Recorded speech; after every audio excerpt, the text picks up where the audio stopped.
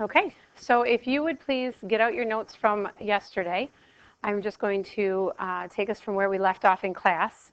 I believe second hour and fourth hour are a little bit ahead of this, so I asked the sub to skip over the first example and head in right into that second example. So I just want to make sure that you had a couple examples so that you know how to graph, and then we're going to talk about max and min. So for everybody else, this is the first problem we were talking about. So we're going to graph this quadratic function. It's helpful if in the beginning we just list our a's, b's, and c's. So the a value here is 1. That's the coefficient out in front of x squared. B is equal to 8, and c is equal to 9. And then we're just going to start with the y-intercept, probably the easiest ordered pair to find. And the y-intercept here, if you remember from the last part of the notes, is just the c value. It's when you plug 0 in for x. If I plug 0 in for x, the x squared goes away, the 8 times 0 goes away, and all we're left with is the constant. And so 0, 9 is the y-intercept.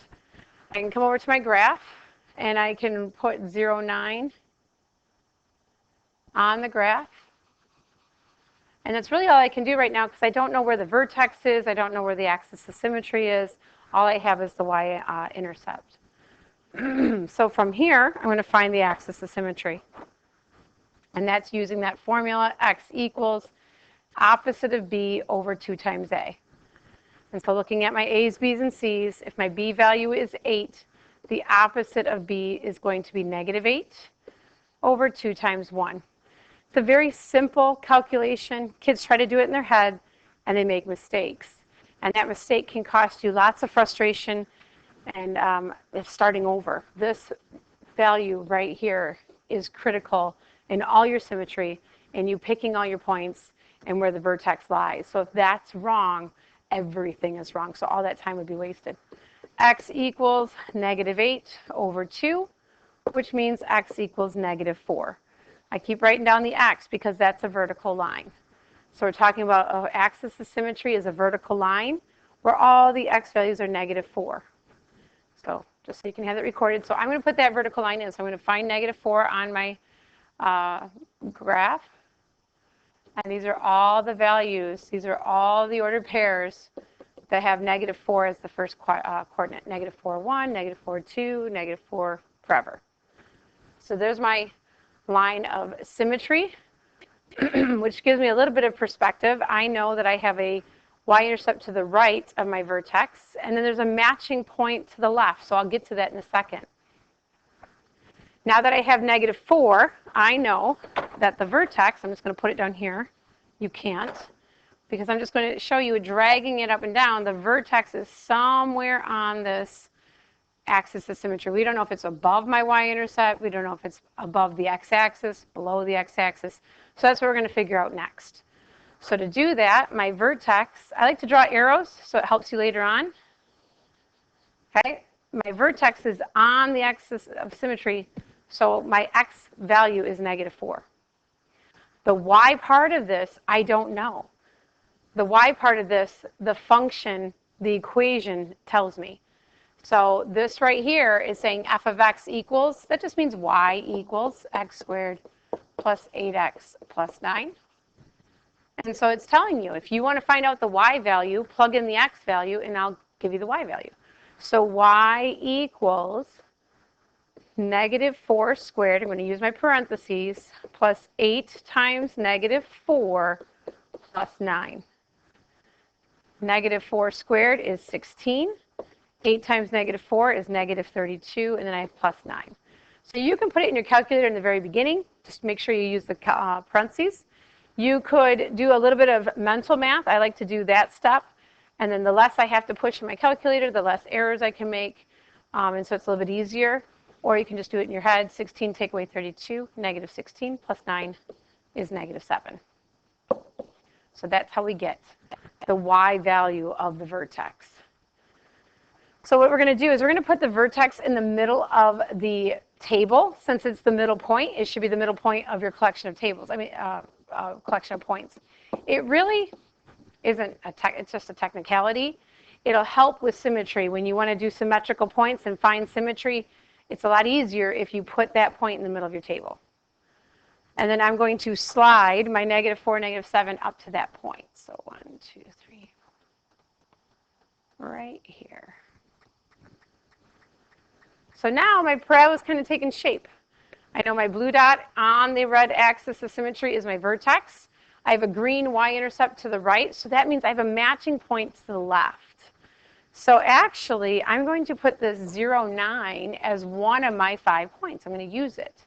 It's to the right. It's greater than my vertex. I'm going to put it as my last point. I have to have 5. I really don't want to go further out than 0. I could, but the further out I go to the right, the higher up my graph's going to go, so it can get really big really fast. Now, when I look at this, I see that 0 is 4 units away from the vertex. It's 4 units to the right. So if I go another 4 units to the left of the vertex, the point -8, 9 will exist. That's 0, 9's matching buddy. So if I just look over here, I'm 4 units away. -8, +9 is a matching point. Didn't have to do any calculations for that. I used symmetry for that. That is the point that is symmetrical with the y-intercept is also on the graph. And then the next point that I'm going to pick, you have a choice. I really don't want to go right next to it. You want to take some shape. So I'm going to pick -2. I just kind of split the difference between the two. -2 is kind of halfway in between. And -2 is 2 units away from the vertex. It's 2 units to the right. So 2 units to the left would be -6. Now, I'm going to use these 2 ordered pairs. I don't have the y value yet. I have to use the equation to find the y value. But I don't have to find 2 y values. They will have the same y value. So y equals -2 squared. I'm just plugging in, replacing x with -2, plus 8 times -2 plus 9. Y equals 4 minus 16 plus 9. 4 take away 16 is -12, plus 9 is -3. So y is equal to -3 when x is -2. If I wanted to, I could plug in -6, and I will also get -3. It's just the way it works. It's mathematical. You don't believe me? Plug it in. So I'm going to go ahead and graph that. -2, -3, -6, -3. And there we have our parabola. We connect and extend in a UV fashion, that parabolic fashion. Try to go through the points, not end at the points. They go on forever and ever. And there you have your graph. Let's try another one. So this time, we have all the different terms. My A value is 1. My B value is 3. And my C value is -1. My y-intercept, I'm going to find first, just like before. Easy point to find without having to plug in. 0, -1. Remember, the point takes the sign of the right in front of it. So that C value is -1. Do the axis of symmetry now. X equals -b over 2a. X equals -3 over 2, which actually, because I'm graphing, you can leave it as -3/2, but on a graph, it's a little bit easier to find if you write it as a decimal. So what I'm doing here is I'm not graphing along with it. It just takes a little bit of time that way. You're more than welcome to, though. Plot your stuff as you go, if it helps. I'm just going to do all my calculating, and then I'll go over and do my graph after that. So now that I have the axis of symmetry here, this becomes my vertex. So I'm going to just plug this into the middle. My vertex is -1.5 something. And to figure out what that something is, I got to use the equation. It's set up. It's telling me, it wants to tell me what y is equal to.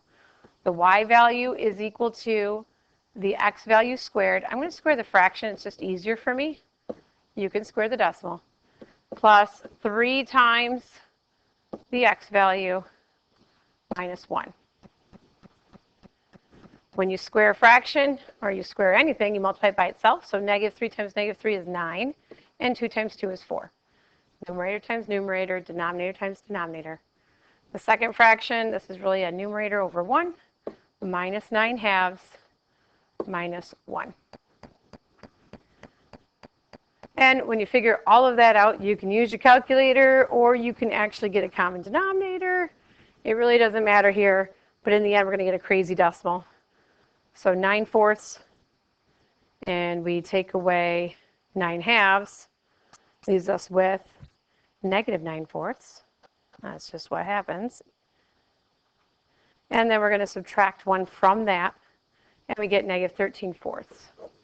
Again, if I'm graphing that, though, I want to be able to see that as a decimal, so that's a negative 3.25.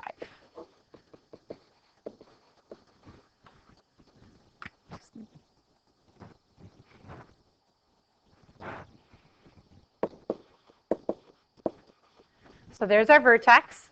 Again, if it helps to see it, you can go ahead and put that on your graph. So negative 1.5 is halfway between negative 1 and negative 2.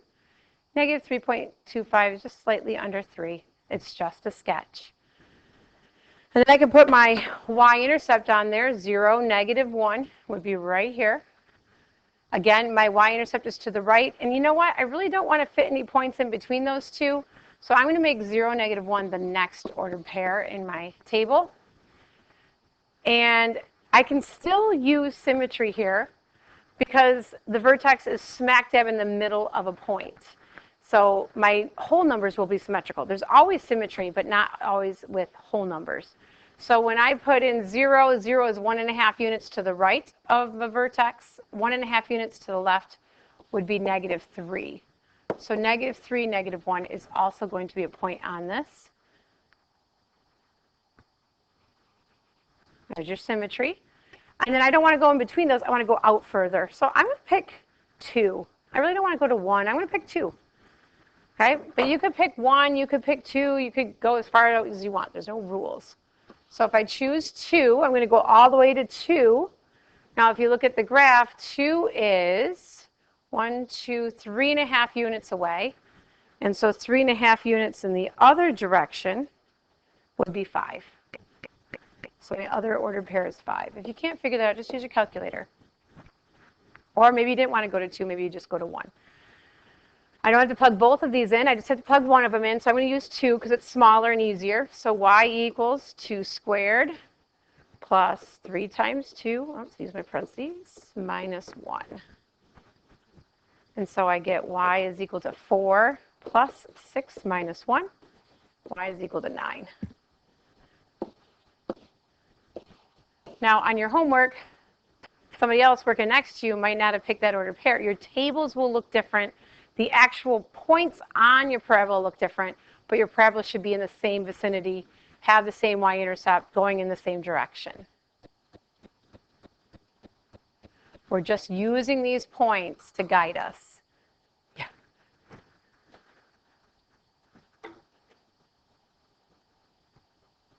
I think I forgot my negative in the 5. There we go. And then we just connect and extend our parabola. So those are 2 examples of graphing. Remember what I talked about yesterday? If it doesn't have a b value, it's 0. It just does some crazy things to your vertex, but it's okay. We'll talk about them on Friday. The next concept I want to talk about is maximums and minimums. Maximum values and minimum values of functions. You may want to just pause it here. I'm not going to spend a ton of time. It's a good place to pause. And it makes perfect sense. A minimum value is the lowest point on the graph. And the maximum value is the highest point on a graph. A parabola will bottom out or it'll top out depending on which way it's opening. And how, depending on which way it opens, depends on the sign of the a value. If the a value is positive, 2x squared, that means every squared term is positive. You times it by 2, it's positive, it's going up. If it was y equals negative 2x squared, every squared term is positive. You take that positive number, multiply it by a negative, and now it's all going down. And so maximum minimum values of the function end up, it flips it, so then you'll have a maximum for negative and you'll have a minimum for positives. So that's the first thing, is just identifying if it's a max or a min. And then it's how far up or how low it is on the actual axis of symmetry. It's your vertex, and it's actually the y-coordinate of the vertex. When we talk about a maximum or minimum value, it's the y-coordinate. The x-coordinate helps us get the y-coordinate, but technically speaking, it's just one number, and it's the y value. So let's just try a couple here. And on this example, we're not going to graph. We should be able to just visualize it. So seeing that this is a 1, my a value is a 1, it's positive. So just visualizing, if you do a little sketch, that means it's going to open up. Positive means up, which means the vertex is the lowest point. So this is going to represent a minimum value. And then to calculate the minimum value, we have to find the vertex. So it also involves, we don't have to graph the vertex, we just have to calculate it. So we're going to use that negative b over 2a formula again.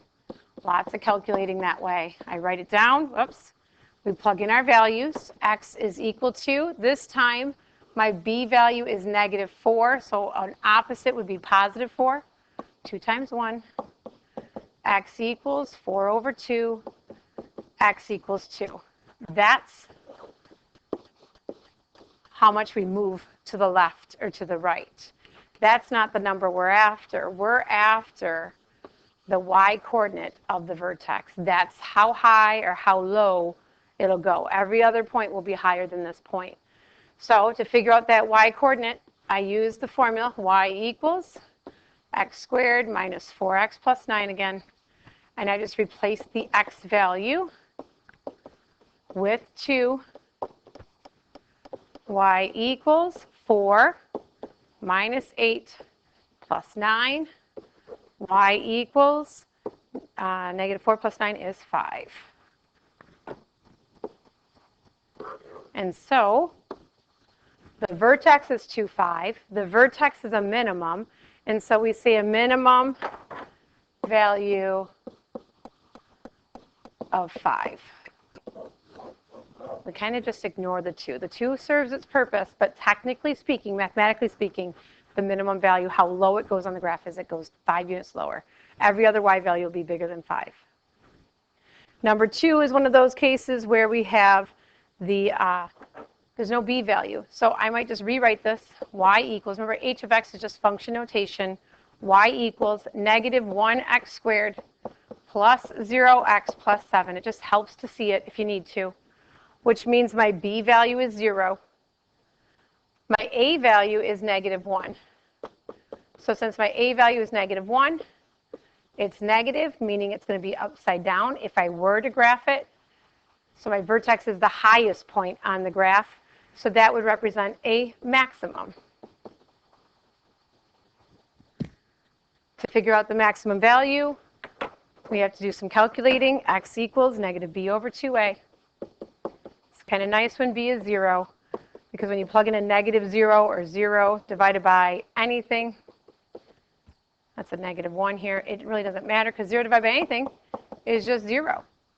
So my vertex here is 0 something. When your b value is 0, your vertex ends up at 0. Your y-intercept is your vertex. So when I plug 0 into the equation, y equals negative 0 squared plus 7, I get 7. And so my maximum value of 7. All right, good luck. I know it's been a while since you've done these calculations. You'll be fine. I'll take care of you. We'll get through this, okay? So 4-1 worksheet, just the odds. If you need to rewatch this, I'll have it posted on my website. Good luck.